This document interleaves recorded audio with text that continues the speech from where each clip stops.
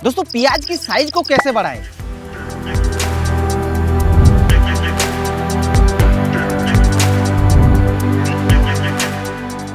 क्योंकि प्याज एक ऐसा फसल होगा, जितना बड़ा साइज होगा उतना ही ज्यादा वजन बढ़ेगा, और जितना ज्यादा वजन बढ़ेगा उतना ही ज्यादा प्रॉफिट होगा। तो इसीलिए आप लोगों को प्याज की साइज को बढ़ाना बहुत ही जरूरी है। तो आज हम आप लोगों को इस वीडियो में प्याज की साइज को बढ़ाने के लिए कुछ मेजर फैक्ट आप लोगों को बताएंगे, उसको ध्यान रखना है। और साथ ही साथ लास्ट में हम 2 टिप्स बताएंगे। उस टिप्स को अगर आप लोग काम करते हैं तो निश्चित तौर पे प्याज की साइज को तो बढ़ेगा ही, बल्कि आपका जो स्टोरेज क्षमता होता है, जो भंडारण क्षमता है, वो भी आप लोगों का बहुत ही लॉन्ग टाइम तक देखने को मिलेगा। तो वीडियो को लास्ट तक देखिए। बट हाँ, उससे पहले अगर हमारे इस चैनल पर पहली बार आ रहे हैं तो चैनल को सब्सक्राइब कीजिए, क्योंकि हम इस चैनल पर ऐसा ही न्यू वीडियो आप लोगों के लिए डालते रहते हैं। तो दोस्तों सबसे पहले आप लोगों को कुछ जो मेजर फैक्ट है जो कि प्याज की साइज को बढ़ाने के लिए काम करता है, वो पहले बता देते हैं। उसके बाद आप लोगों को बताएंगे जो प्याज की साइज को बढ़ाने के लिए 2 टिप्स बताने जाएंगे, वो भी आप लोगों को बता देंगे। तो सबसे पहले जो मेजर फैक्ट है वो आप लोगों को बता देते हैं। सबसे पहला जो मेजर फैक्ट होता है सीड सिलेक्शन, यानी कि जब बीज का चयन करते हैं प्याज की खेती के लिए, तो उस समय पर सही और सटीक बीज को चयन करना है। कैसे आप लोगों को पता चलेगा कि कौन सा बीज सही है, कौन सा बीज सही नहीं है? तो देखिए, सबसे पहले तो आप लोगों को ध्यान रखना है, जो किसान भाई प्याज की खेती करते हैं आप लोगों के आसपास में, उनके साथ आप लोगों को बैठना है, उनके साथ आप लोगों को बातचीत करना है, और उनके साथ आप लोगों को जो सलाह है वो लेना है कि आप लोग कौन सी प्याज की खेती करते हैं, आप लोगों का कौन सा प्याज अच्छा होता है, उनके पास से सलाह लेना है। या फिर आप लोगों के जो आसपास में एग्रीकल्चर सेक्टर होता है वहाँ पर जाके आप लोगों को सलाह लेना है, और आप लोगों को अच्छा बीज को सिलेक्शन करना है। और दूसरी चीज आप लोगों को क्या ध्यान रखना है बीज सिलेक्शन करने के समय, कि आपके एरिया का जो जलवायु होता है या फिर आपके एरिया का जो मिट्टी होता है, उस हिसाब से जो प्याज का वैरायटी अच्छा ग्रो करता है उसी को आप लोगों को सिलेक्ट करना है। किसी का बोलने से या फिर किसी का दुकानदार का बोलने से आप लोगों को कुछ गलत वैरायटी को सिलेक्शन नहीं करना है। उसमें आप लोगों का ग्रोथ भी अच्छा नहीं रहेगा और साइज तो आप लोगों को बिल्कुल नहीं मिलेगा। तो ये हो गया पहला मेजर फैक्ट, जो कि सीड सिलेक्शन के समय। अब जो दूसरा मेजर फैक्ट होता है वो होता है रोपाई के समय। जब आप लोगों का नर्सरी तैयार हो जाता है, उसके बाद नर्सरी से उठा करके जब आप लोग प्याज की रोपाई करते हैं, उस समय पर पौधे से पौधे का जो दूरी होता है वो आप लोगों को रखना है 10 से 12 सेंटीमीटर, और जो लाइन से लाइन की दूरी होता है वो आप लोगों को रखना है 30 से 35 सेंटीमीटर। इस हिसाब से अगर आप लोग प्याज की जो रोपाई है वो कर देते हैं तो आप लोगों का साइज भी अच्छा रहेगा और आप लोगों का पौधे का ग्रोथ भी अच्छा रहेगा। तो ये हो गया दोस्तों दूसरा मेजर फैक्ट। अब जो आप लोगों को तीसरा मेजर फैक्ट के ऊपर ध्यान रखना है वो होता है खरपतवार नियंत्रण के समय।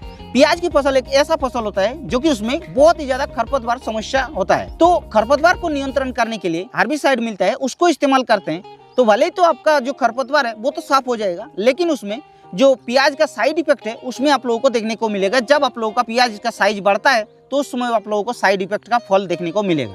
इसीलिए आप लोग ज्यादातर कोशिश कीजिएगा कि लेबर की मदद से आप लोगों को खरपतवार साफ करना। भले ही थोड़ा ज्यादा खर्चा होगा, लेकिन लेबर की मदद से अगर आप लोग खरपतवार को सफाई करते हैं तो आप लोगों का कुछ साइड इफेक्ट भी देखने को नहीं मिलेगा, और जिससे आप लोगों को प्याज का ग्रोथ भी अच्छा रहेगा और बाद में जाके साइज भी अच्छा देखने को मिलेगा। ये हो गया तीसरा मेजर फैक्ट। अब जो चौथा मेजर फैक्ट होता है वो होता है सिंचाई के समय।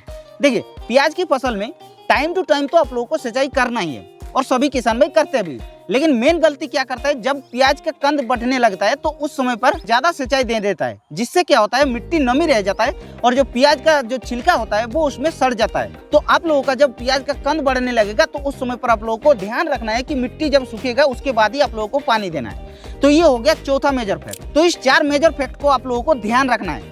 अब दोस्तों आप लोगों को जो 2 टिप्स बताने जा रहे हैं प्याज की साइज को बढ़ाने के लिए, वो जो टिप्स है वो आप लोग ध्यान से सुन लीजिए। तो उसमें से सबसे पहला जो टिप्स है वो होता है खाद देने के समय।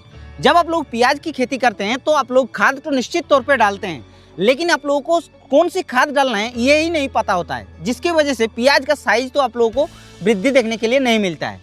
तो सबसे पहले जब प्याज की फसल 30 से 35 दिन हो जाएगा तो उस समय पर जब आप लोग खाद डालेंगे तो आप लोगों को कुछ सीक्रेट खाद है जिसको आप लोगों को डालना बहुत ही जरूरी है। सबसे पहले उसके अंदर आप लोगों को डीएपी खाद को लेना है। डीएपी खाद के अंदर आप लोगों को 18% नाइट्रोजन मिलता है और 46% फॉस्फेट कॉम्बिनेशन मिलता है, जो कि बहुत ही अच्छी तरीके से ये पौधे में जो न्यूट्रिशन अपटेक करने की क्षमता होता है उसको बढ़ाने के लिए काम करता है, और फॉस्फेट मिलने के कारण जड़ों का वृद्धि भी अच्छी तरीके से देखने को मिलता है। ये हो गया डीएपी खाद का लेने का फायदा। अब दूसरा उसके साथ साथ आप लोगों को मेजर जो खाद होता है वो होता है पोटास। दोस्तों पोटास एक ऐसा खाद होता है जो कि किसी भी फसल का कंद वर्गीय फसल जो होता है उसको साइज को बढ़ाने के लिए पोटास का रूप बहुत ही ज्यादा रहता है, इसीलिए पोटास को आप लोगों को लेना ही है। अब डीएपी को कितना लेना है, पोटास को कितना लेना है, ये एक समस्या है भाई। डीएपी खाद को 1 एकड़ में आप लोगों को 50 किलोग्राम के हिसाब से लेना है, और उसके साथ साथ पोटास को आप लोगों को लेना है 25 किलोग्राम के हिसाब से 1 एकड़ के हिसाब से।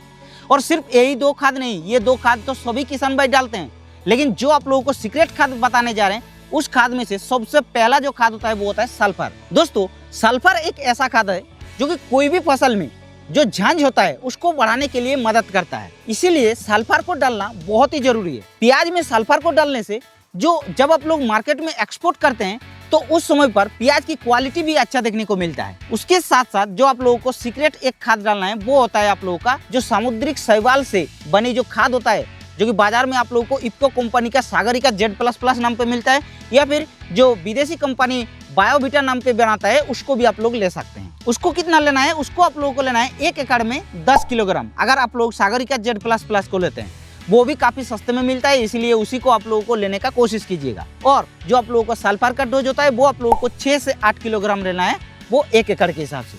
और इस 4 खाद को आप लोगों को मिक्स करके डाल देना है, जिससे आप लोगों का ना केवल प्याज का साइज को बढ़ाएगा बल्कि आपका जो प्याज का शाइनिंग होगा, प्याज का जो चौड़ाई होगा, प्याज का जो भंडारण क्षमता होगा वो भी आप लोगों का वृद्धि देखने के लिए मिलेगा। ये हो गया पहला टिप्स। अब जो दूसरा टिप्स आप लोगों को ध्यान रखना है वो होता है स्प्रे के समय। जब आप लोगों का प्याज की फसल 50 दिन क्रॉस कर जाता है तो उस समय पर आप लोगों को 3 स्प्रे लेना है। तो सबसे पहला जो आप लोगों को स्प्रे रखना है जब आप लोगों का प्याज की फसल 50 दिन क्रॉस कर जाता है उस समय पर रखना है, और उसमें आप लोगों को जो कॉम्बिनेशन लेना है वो होता है NPK 05234 और उसके साथ साथ एक मिक्स माइक्रो न्यूट्रिएंट को मिक्स करना है। NPK 05234 किस लिए लेना है? क्योंकि उसके अंदर आप लोगों को फॉस्फेट और पोटास का कॉम्बिनेशन मिलता है। क्योंकि फॉस्फेट क्या करता है कि मिट्टी से जो न्यूट्रिशन होता है यानी कि पोषक तत्व होता है उसको पौधे में अवेलेबल करने के लिए, अपटेक करने के लिए मदद करता है। और उसके साथ साथ इसके अंदर जो पोटास रहता है, पोटास क्या करता है कि साइज को बढ़ाने के लिए मदद करता है, छिलके को मजबूत बनाने के लिए मदद करता है, और प्याज में स्ट्रेस लगने नहीं देता है यानी कि तनाव लगने नहीं देता है, जिससे प्याज का फसल अच्छा रहता है, रोग बीमारियों का, कीटों का प्रकोप नहीं होता है। इसीलिए पोटास को लेना है। तो दोनों आप लोगों को 05234 पर आप लोगों को मिल जाता है। उसके साथ साथ आप लोगों को लेना है मिक्स माइक्रोन्यूट्रिएंट, जैसे कि जिंक हो गया, कॉपर हो गया, मोलिब्डेनम हो गया। ये सारे जो माइक्रोन्यूट्रिएंट होता है उसको नहीं डालते हैं, जिसकी वजह से पौधे के अंदर अच्छी क्वालिटी देखने को नहीं मिलता है। तो आप लोगों को मिक्स माइक्रोन्यूट्रिएंट युक्त तो किसी भी कंपनी का आप लोगों को ले लेना है और उसके साथ मिक्स कर देना है। अब डोज कितना रखना है? 05234 को आप लोगों को लेना है 100 ग्राम प्रति 15 लीटर पानी में। उसके साथ साथ आप लोगों को मिक्स माइक्रोन्यूट्रिएंट का 20 से 25 ml, या फिर अगर ग्राम के हिसाब से लेते हैं पाउडर फॉर्मुलेशन वाला तो भी आप लोगों को 20 से 25 ग्राम लेना है, और घोल बना करके आप लोगों को स्प्रे कर देना है। बहुत ही अच्छा रिजल्ट देखने को मिलेगा। ये हो गया पहला स्प्रे जब आप लोगों का 50 दिन का फसल हो जाएगा प्याज का। अब जो दूसरा सेकंड स्प्रे लेना है जब आप लोगों का प्याज की फसल 60 से 70 दिन के बीच में होगा, उस समय पर आप लोगों को सेकंड स्प्रे लेना है। सेकंड स्प्रे के अंदर आप लोगों को रखना है पेक्लोबुटराजोल, जो कि सिंजेंटा का कल्टर नाम पे मिलता है, उसको लेना है, और उसके साथ साथ आप लोगों को लेना है बोरोन। अब इसका क्या फायदा मिलता है? पेक्लोबुटराजोल क्या करता है, जितने सारे जो न्यूट्रिशन क्षमता होता है, उसका जो एनर्जी होता है, वो सारे के सारे कंद के ऊपर चला जाता है, बल्कि वो प्याज का जो वृद्धि होता है, ग्रोथ होता है, उसको बढ़ाता नहीं है, उसको दबा देता है, और साइज को बढ़ाने के लिए कंद के ऊपर वो सारे एनर्जी चला जाता है। इसीलिए पेक्लोबुटराजोल बहुत ही अच्छा काम करता है इस समय पर। तो उसको लेना है, और उसके साथ साथ आप लोगों को लेना क्या है? बोरोन को। बोरोन क्या करता है कि प्याज का साइज तो बड़ा हो जाएगा, लेकिन प्याज का साइज जब बड़ा हो जाएगा तो उसमें आप लोगों को फटने की एक समस्या देखने को मिल सकता है। इसीलिए आप लोगों को बोरोन को लेना है। बोरोन को लेने से प्याज का शाइनिंग अच्छा रहता है, प्याज को फटना नहीं देता है, प्याज में दाग धब्बे नहीं लगने देता है। इसीलिए आप लोगों को बोरोन को लेना है। दोनों को आप लोगों को सेकंड स्प्रे पर रखना है। तो ये हो गया सेकंड स्प्रे। अब आप लोगों को थर्ड स्प्रे रखना है जब आप लोगों का प्याज का फसल 75 दिन से 80 दिन का हो जाएगा, उस समय पर आप लोगों को थर्ड स्प्रे रखना है। और थर्ड स्प्रे के अंदर आप लोगों को लेना है पोटास को। पोटास आप लोगों को 0050 में आप लोगों को मिल जाता है। तो पोटास का क्या काम रहता है वो तो आप लोगों को हम ऑलरेडी बता चुके हैं, अब बताने का जरूरत नहीं है। तो इस 3 स्प्रे को अगर आप लोग सही से फॉलो कर लेते हैं, और जो पहले हमने जो खाद का शेड्यूल बताया था उसको आप लोग फॉलो कर लेते हैं, तो निश्चित तौर पे आप लोगों का प्याज की साइज का बहुत ही ज़्यादा वृद्धि देखने को मिलेगा, और प्याज का चौड़ाई भी वृद्धि देखने को मिलेगा, और साथ ही साथ प्याज का वजन भी अच्छा देखने को मिलेगा। और उसके अलावा प्याज के अंदर शाइनिंग भी अच्छा रहेगा, प्याज का क्वालिटी अच्छा देखने को मिलेगा, और प्याज का जो स्टोरेज क्षमता होता है यानी कि भंडारण क्षमता होता है वो भी आप लोगों को ज़्यादा दिन तक देखने को मिलेगा, जिससे आप लोगों का प्याज का खराब नहीं होगा। लास्ट में आप लोग जब मार्केट में रेट रहेगा उसी समय पर आप लोग लेकर जाके बेच सकते हैं। उससे आप लोगों का प्याज की खेती से काफ़ी ज़्यादा प्रॉफिट देखने को मिलेगा। तो इस वीडियो से अगर आप लोगों को थोड़ा बहुत भी हेल्प हुआ तो इस वीडियो को एक लाइक करना, और अगर आप लोगों का मन में कुछ सुझाव या फिर सवाल रहेगा तो भी आप लोग नीचे कमेंट कर देना। बाकी इस चैनल पर पहली बार आ रहे तो चैनल को सब्सक्राइब करके हमारे इस चैनल पर जोड़ सकते हैं, क्योंकि हम इस चैनल पर ऐसे ही क्वालिटी वीडियो डालते रहते हैं।